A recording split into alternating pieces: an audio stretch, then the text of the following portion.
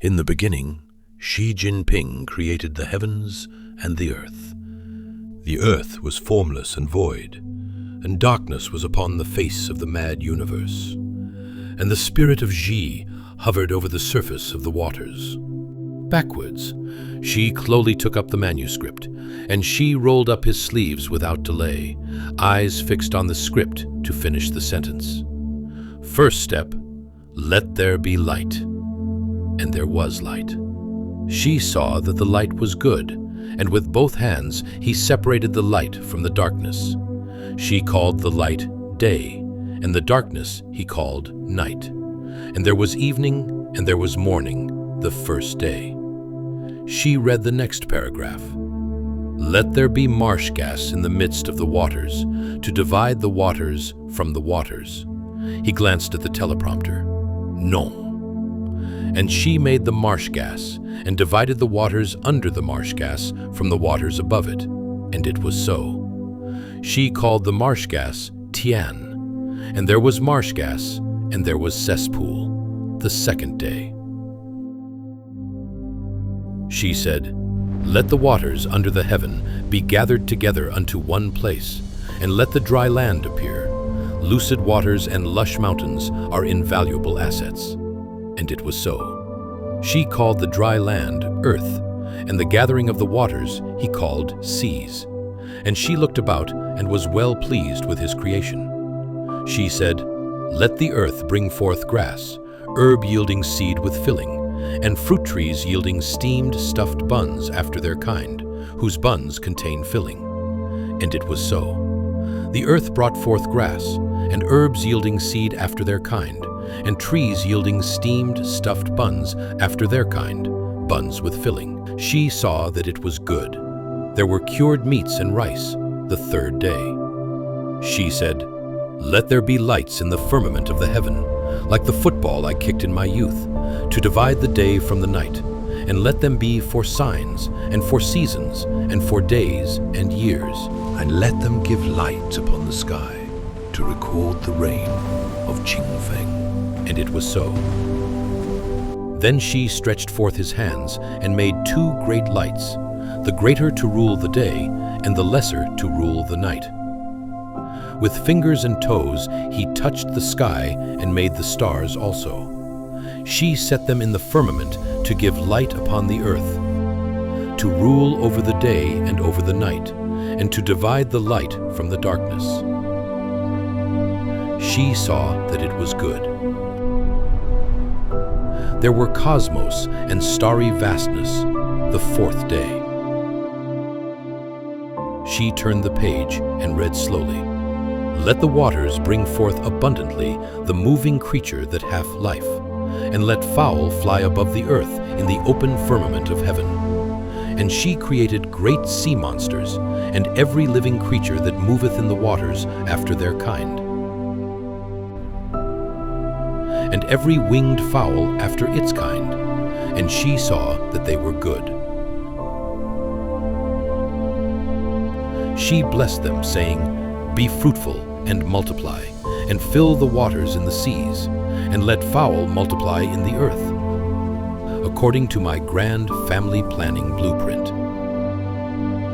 There were essence and refinement, the fifth day.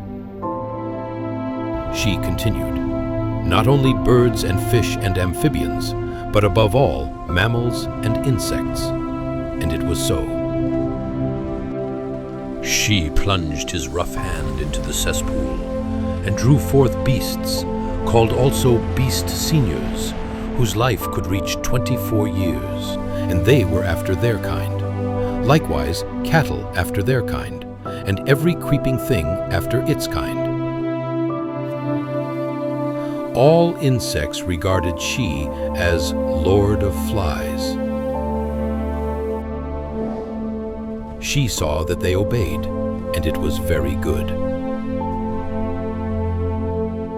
Then Xi read, let us make man in our image, after our likeness, and let them have dominion over the fish of the sea, and over the fowl of the air, and over the cattle, and over all the earth, and over every creeping thing that creepeth upon the earth. So Xi formed man of the dust of the ground in his own image. Male and female alike bore the likeness of Xi, and all tilted their necks as Xi doth. And Xi blessed them, and Xi said unto them, Engage in commerce, loosen garments, fill the earth and subdue it.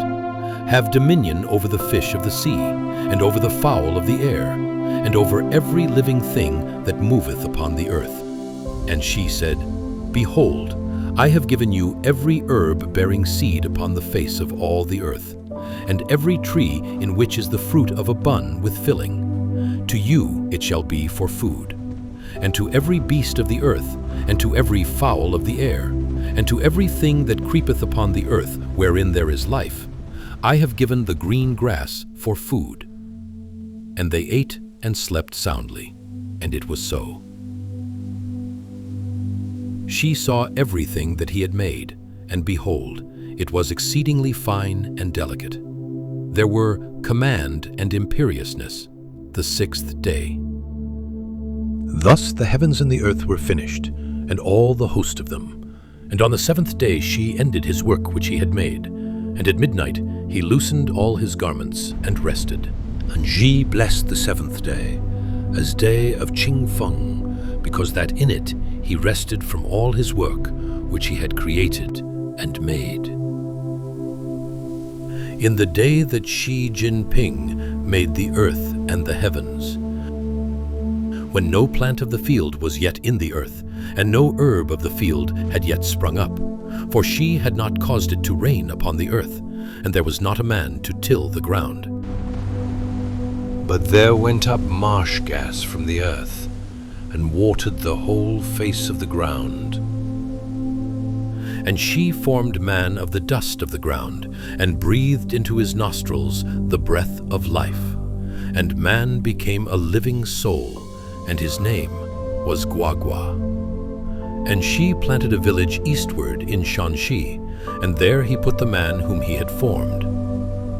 And out of the ground made Xi to grow every tree that is pleasant to the sight, and good for improvement of knowledge. The books of the Journey to the West, the Travels of Marco Polo, Zhou Qiuming, Zhou Zuan, and 8 million others which Xi had read in his youth. And among them was one named King Geza. But Xi was displeased, and with a finger he swapped the order of the last word. So it became King Sager, and so it is called unto this day. And in the midst of the village were the tree of life extension, and the tree of Qing Feng steamed buns. And a river went out of Shanxi to water the village, and from thence it was parted, and became into 4 heads. The name of the first is Liangjia River, the same which surround the whole land of Yan'an. There is the reading room, and the books are many, and there is an unplugged biogas pool, and the soil generating 36,000 pound of wheat per Chinese acre. And the name of the second river is Yangtze, which sustaineth many villages of longevity. Whoso drinketh thereof shall live long. And the third is called Yellow River, whose waters are yellow from much biogas dung.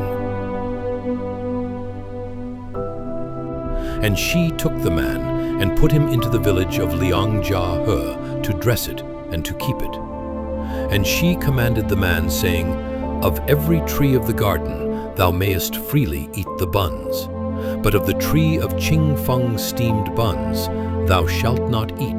Thou mayest rejoice in thy mirth this day, but take heed, for the day cometh when the reckoning shall be made. Above thy head 3 feet is Jinping. Fear him. And Xi said, It is not good that the man should be alone. I will make him an helpmeet for him. And out of the ground Xi formed every beast of the field, and every fowl of the air, and brought them unto the man to see what he would call them. That was the name thereof. And the man said of a pack of noisy stray dogs that whimpered when struck, These are war wolves. And a group of fat-headed greedy beast, These are little pink. And of a 72-year-old creature of low knowledge, fond of boasting, quick to forbid rebuke. This is Big Dog. And Xi was displeased, and lawfully changed its name to the Great, erasing one dot. And people call it the Great unto this day. And the man gave names to all cattle, and to the fowl of the air, and to every beast of the field. But for him there was not found an helpmeet for him. And Xi caused a deep sleep to fall upon the man, and he slept. And he took 3 ribs from his side while yet living, and closed up the flesh instead thereof. And of the rib which Xi had taken from man, made he a woman, and brought her unto the man. And the man said, This is now bone of my bones, and flesh of my flesh. She shall be called woman, because she was taken alive from man. Therefore shall a man leave his father and his mother, and shall cleave unto his wife, and they shall be one flesh. And they were both naked, the man and his wife, and were not ashamed.